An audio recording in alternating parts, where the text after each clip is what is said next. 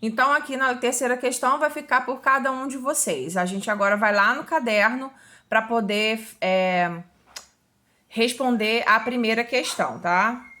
Então, aqui vocês vão responder no caderno. Então, a gente vai começar falando do rodoviário.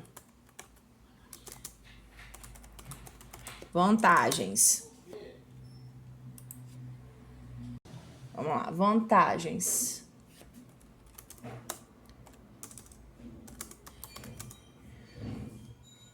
É o mais flexível e ágil no acesso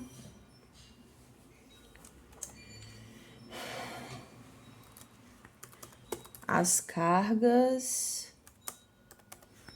Aí a gente vai botar ponto e vírgula. Integra regiões distantes. Integra regiões distantes. Tá bom aqui. Vou botar desvantagens. Eu tô resumindo bem, tá, gente? Porque é grandão isso. As desvantagens. Menor capacidade de carga.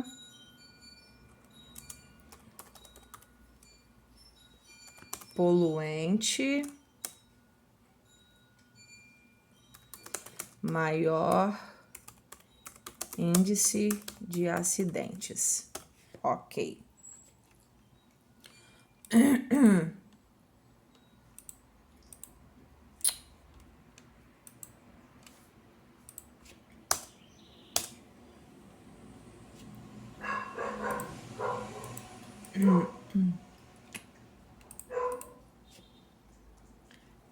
Esse foi a gente falou aí do rodoviário, tá?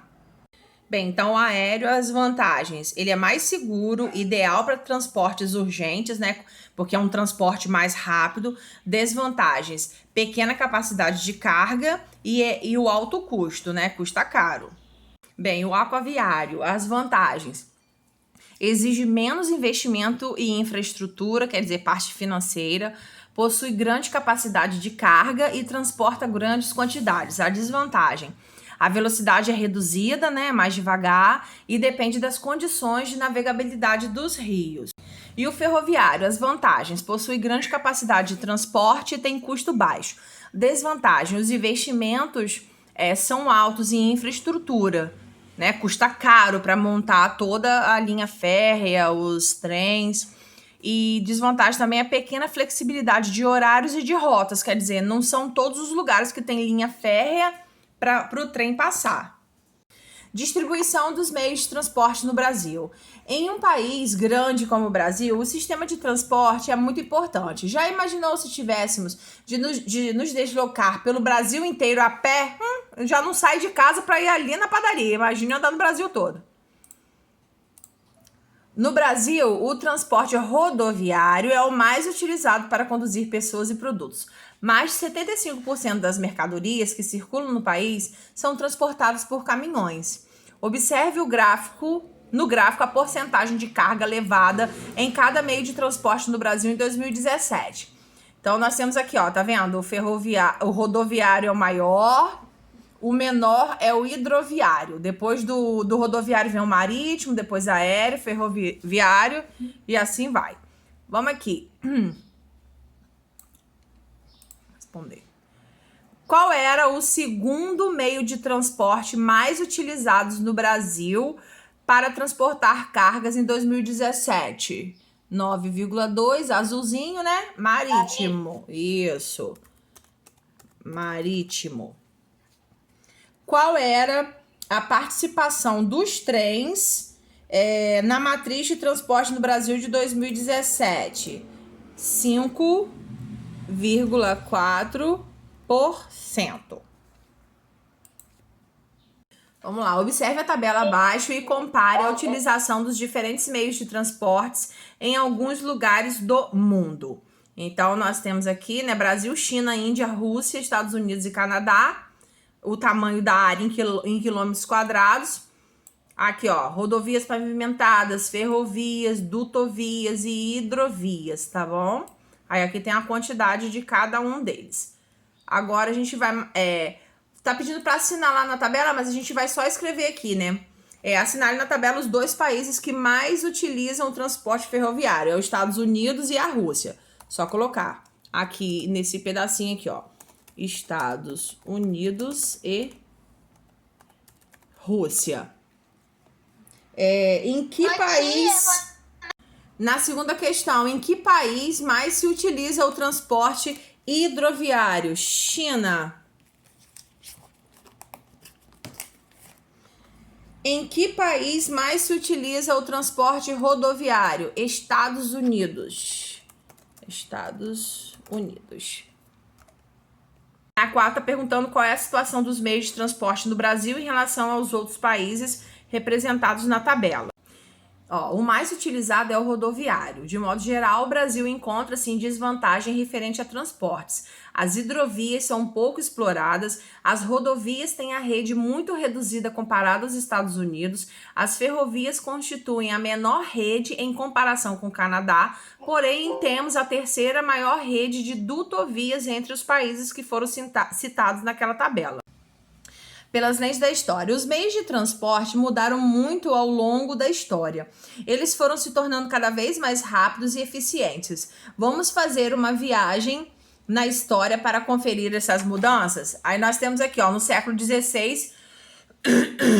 Não, tem mais aqui embaixo. Começar no camelo, né? Começa no camelo.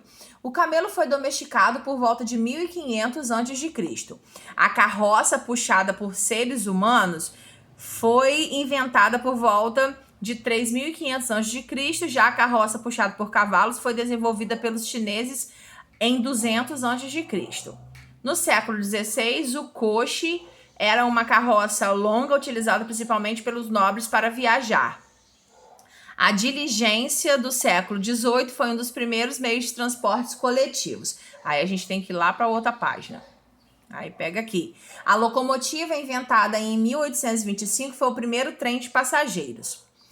O bonde puxado por cavalos foi inventado em 1832. A bicicleta sem engrenagens, inventada em 1870. Os bondes movidos a motor entraram em circulação em 1873. Já os primeiros bondes elétricos foram instalados em 1880. Em 1909, na cidade de Londres, na Inglaterra, começaram a circular os ônibus motorizados. Os primeiros carros foram feitos pelos ingleses em 1906 e eram luxuosos. A locomotiva de 1922, que transportava passageiros por longos trajetos.